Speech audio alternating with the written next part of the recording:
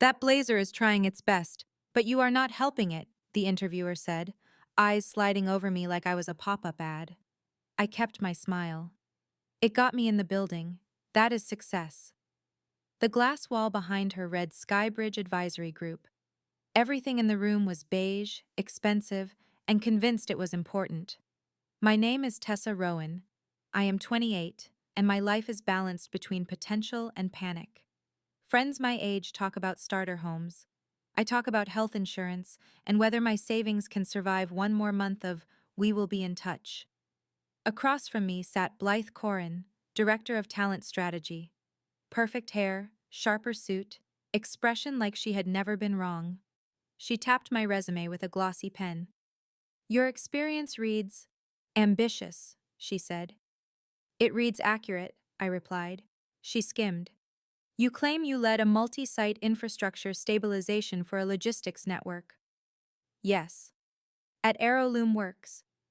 She let the name hang, unimpressed. "Not exactly a marquee brand." "It was a marquee disaster," I said. "And I kept it from becoming a headline." Blythe flipped a page. 26% reduction in downtime. Throughput improved. Vendor contracts renegotiated. That is a lot for someone your age. "It was a lot for the system, too," I said. "That is why they needed me." Her smile tightened. "Anyone can write impressive numbers." "Then ask me why the warehouse scanners kept dropping packets," I said. "Ask me how we patched them without replacing 600 devices." She leaned back. "We vet aggressively. Candidates inflate impact." Heat crawled up my neck. 11 months earlier, Aeroloom had been bought by Sunridge Capital. The new leadership arrived with slogans and shiny shoes. They praised my execution and told me my energy did not match the new direction. The meeting was called Role Alignment. It aligned me with unemployment. Since then, I had become a professional applicant. I had learned to answer the same questions with a fresh smile. I had learned that some hiring managers hear a woman describe hard technical wins and decide it must be exaggeration. Blythe set my resume down like it was suspicious. "Without a top-tier consultancy on your background, these claims are difficult to trust." "My work does not become real because a brand name blesses it," I said. "In our world, credibility matters," she replied. "In your world," I corrected. She glanced at her notes. "If we move forward, it would be for a junior track, something more appropriate." I stared at her. "Appropriate for whom?" "For your level," she said, as if she had not just erased it. The side door opened. A man stepped in, expensive suit, confident posture. He stopped when he saw me, and his face lit up. "Tessa Rowan," he said. "You are here." Blythe sat up. "Mr. Calder, we did not know—" He did not look at her. "You saved our network," he told me. Morrogate Freight was weeks from a shutdown. Every consultant pitched a rip-and-replace circus. You found the integration path and kept our depots moving. My lungs remembered how to fill. Mr. Calder turned to Blythe. "Are you hiring her or auditioning for the role of obstacle?" Blythe blinked. "We are evaluating fit." He frowned. "If she walks out, the only thing you will have evaluated is your own incompetence." Blythe's pen froze, and I watched her confidence wobble, just enough to reveal the machinery underneath. In that tiny crack, I felt something quiet take shape inside me. Not hope. Leverage. Mr. Calder's praise did not erase my bills, but it rewrote the room. Blythe was suddenly careful, like she had discovered my resume could bite. I sat very still, already planning what I would do with that caution. Blythe's voice changed after Mr. Calder left, like someone had adjusted the brightness on her personality. "Well," she said, smoothing papers that did not need smoothing. "That was unexpected. Unexpected. Not deserved. Not impressive. Just inconvenient for her earlier certainty." She leaned forward. "Tell me more about your work with Morrogate." I answered because I wanted options. Their routing platform was choking on legacy integrations. The consultants wanted a full replacement. I mapped the dependency chain and built a bridge layer so new software could talk to old hardware. Blythe nodded like she had been cheering quietly the whole time. And the results? Downtime dropped. Accuracy rose. They avoided months of disruption and a fortune in unnecessary replacement costs. Impressive, she said, writing fast. We should fast-track you. We could consider you for a senior integration role. Compensation would be generous. My bank account did a small, hopeful dance, but Blythe's sudden warmth felt like a costume. Is this your standard process? I asked. To doubt someone until a client validates them? Her pen paused. That is not what happened. You called my work difficult to trust, I said. Then Mr. Calder walked in and praised it. Now you want to rush me through. Blythe's smile tightened. We have to be thorough. Many candidates exaggerate. You were not thorough, I replied. You were confident. Her cheeks colored. You are reading too much into my questions. They were conclusions, I said. Silence held for a beat. Then she recovered, voice sweet again. Regardless, I will send an offer shortly. The offer arrived not long after. The number was high enough to make me stare. I sat at my kitchen table with the laptop open and coffee cooling beside it, trying to feel grateful. Instead, I felt irritated. If Mr. Calder had not walked in, Blythe would have slid me into a junior track and congratulated herself for protecting clients. How many capable people had she filtered out because they did not come with a sponsor? My phone buzzed. Marcus Lee. Coffee? I have a ridiculous idea. Marcus was my former colleague from Aeroloom, sharp as a wire and twice as useful. Sunridge had aligned him out before they did it to me. If corporate leadership was a storm, Marcus was the guy who knew where the building would flood.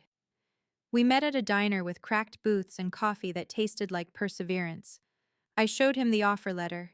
He whistled. That is serious money. It is, I said, and it feels wrong. Then do not take it, Marcus replied. I stared. I enjoy eating. You will eat, he said. Just maybe not at places that garnish things.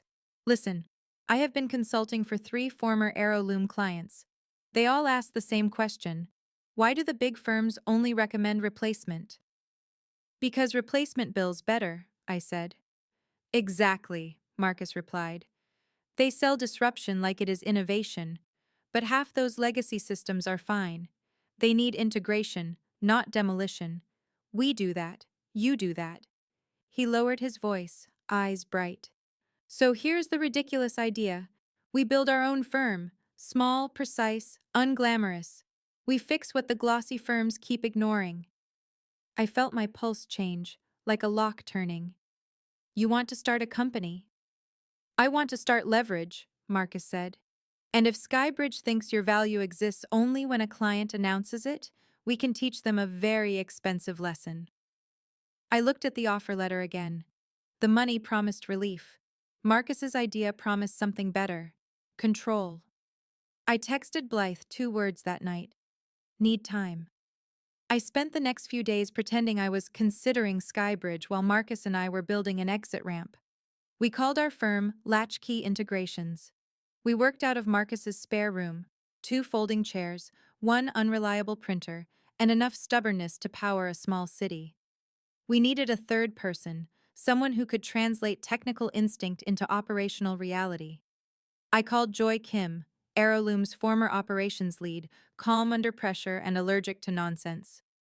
Joy listened to our pitch, then said, So you want a consultancy that does not treat existing systems like trash? Yes, I said. She paused. That is either brilliant or doomed. Probably both, Marcus said. Joy joined anyway. The early days were lean. We wrote proposals at the kitchen table. We took calls in the car to avoid echo. We built a simple website and called it branding. Watching our severance money become startup capital felt like stepping onto thin ice, but at least it was our ice. Then a call came from a plant manager named Raymond Holt. He had attended a workshop I taught back when I still had a badge and optimism. I heard you started something, he said. Every consultant we talk to says total replacement. The quotes are obscene. Our equipment runs fine. It just does not speak modern. Tell me what is breaking, I said. Raymond's facility was a patchwork of old control units and newer analytics. The big firms saw one answer: rip it out, start over, bill forever. We saw a different answer: identify the failure points, build stable translation layers, and leave the working parts alone. We walked the floor in steel-toe boots, listening to operators who had taped handwritten warnings to consoles. Joy asked questions that made people relax. Marcus studied logs like they were poetry. I traced the signal flow and found the problem: a middleware service choking because it assumed every device spoke the same dialect. It was not a catastrophe. It was a misunderstanding that had been allowed to fester because consultants wanted something bigger. We built a lightweight protocol translator, staged the rollout in phases, and trained the on-site team so they were not hostage to us afterward. When we presented the plan, Raymond's executives stopped looking skeptical and started looking relieved, like someone had finally offered them a lifeboat instead of a yacht brochure. The results hit fast. Downtime dropped. Output rose. They avoided months of shutdown and millions in replacement costs. Raymond called me later and said, "You just saved my job." I did not tell him I was saving mine too. Referrals followed. Not a flood, but a steady stream. Within a few months, we hired 2 junior analysts. I told them the truth on day one. We were not fancy, we were not safe, but we were honest. They accepted anyway. Then came the Iron Lamp Systems Forum, the annual conference where major consultancies arrived with giant booths and free tote bags, as if fabric could buy credibility. Joy used an old connection to get us a small presentation slot. Our topic sounded boring on purpose: integrate what works, replace what fails. We brought case studies, hard numbers, and zero glitter. During questions, a familiar voice cut through the room. "Are you the engineer who rebuilt Morrogate's routing backbone without shutting down their depots?" I looked up. Evan Calder stood near the aisle, attentive, smiling. "Yes," I said. He nodded. "Then I have been waiting to hear you speak again. My board is tired of consultants who sell demolition. Are you taking new clients?" The room shifted. Heads turned. And across the back row, I spotted Blythe Corin in a Skybridge badge, watching me like she had just realized the door she dismissed opened into a vault. After our session, people who had ignored our tiny slot suddenly wanted business cards. Reporters who had spent the morning quoting Skybridge now hovered near our table, asking about Latchkey's framework, as if we had been a trend all along. That evening, my phone pinged with an email from Skybridge's client relations director, requesting a strategic conversation regarding partnership opportunities. Partnership. The corporate word for, "we would like to swallow you before you get too big to chew." We met at their downtown headquarters not long after. Same glass walls, same beige confidence. This time I did not come alone. Marcus sat at my right, Joy at my left. We were a small team, but we took up space like a principal. In the conference room, Skybridge's chief technology officer, Reese Halden, greeted us with a practiced smile. Blythe Corin sat beside him, posture perfect, expression controlled. She looked at me like we had always been colleagues. "Latchkey's growth has been remarkable," Reese said. "We see strong alignment." "I am sure you do," I replied. Reese continued, "We would like to discuss acquisition. Skybridge can scale your work globally. You would gain resources, brand strength, stability." Stability. The word they used when they wanted you to accept a cage with nicer furniture. I folded my hands.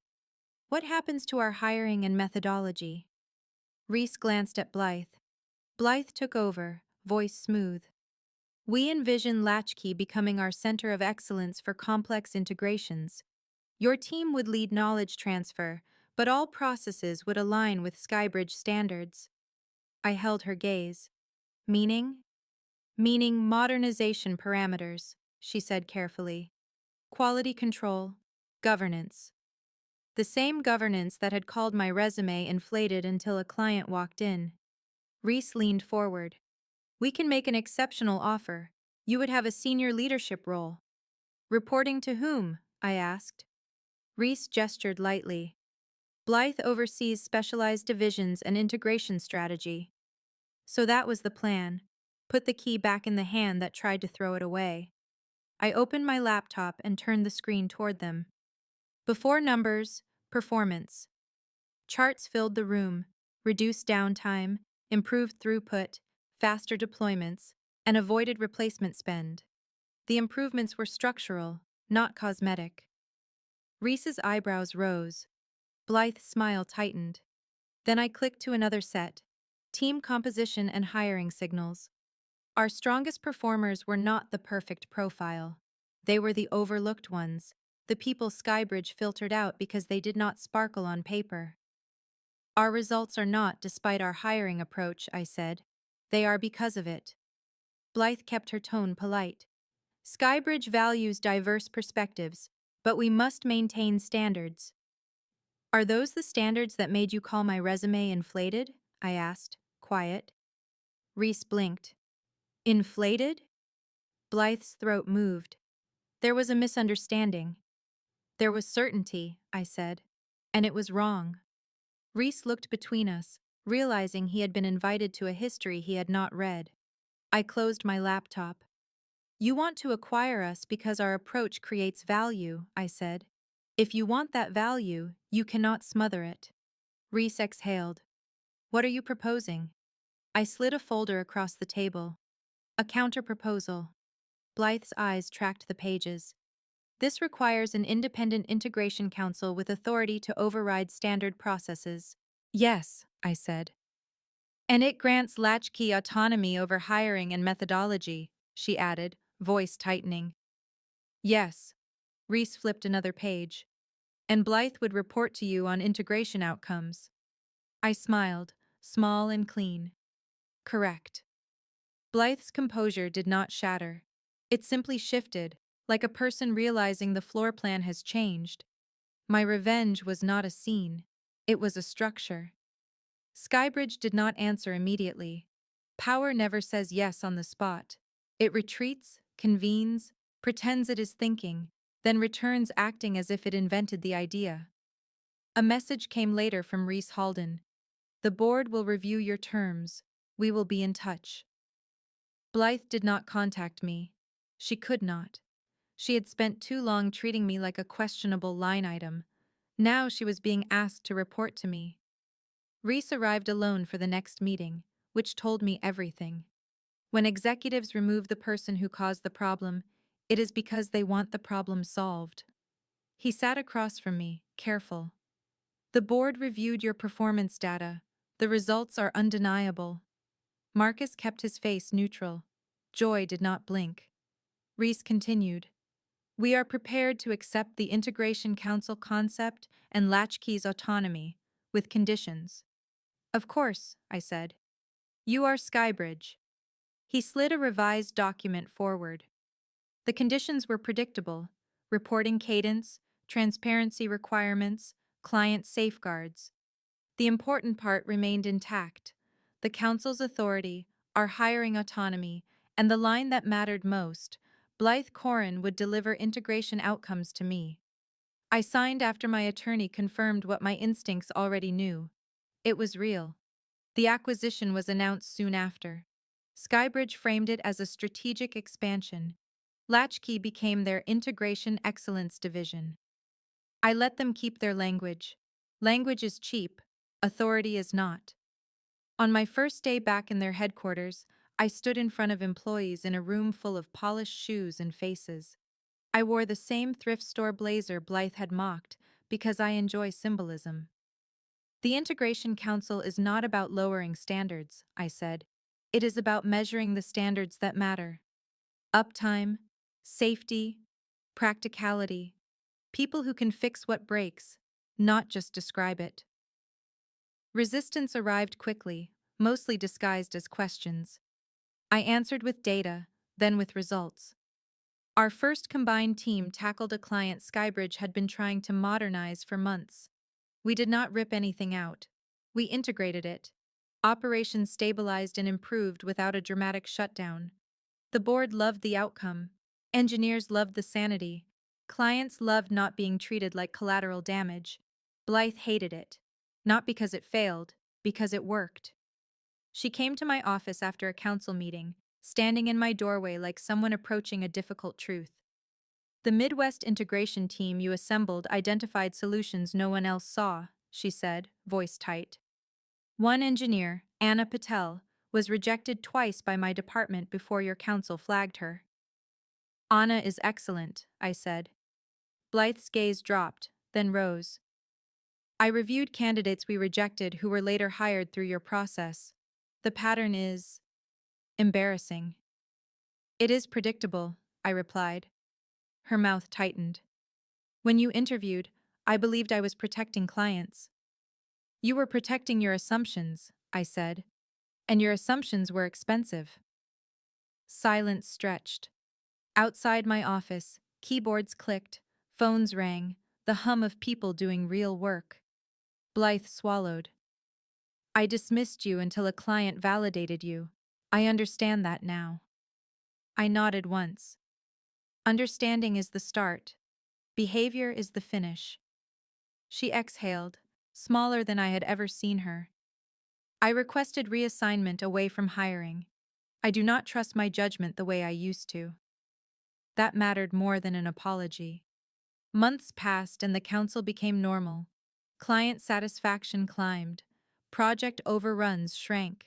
Talent retention improved. The people Skybridge once overlooked became the reason projects succeeded.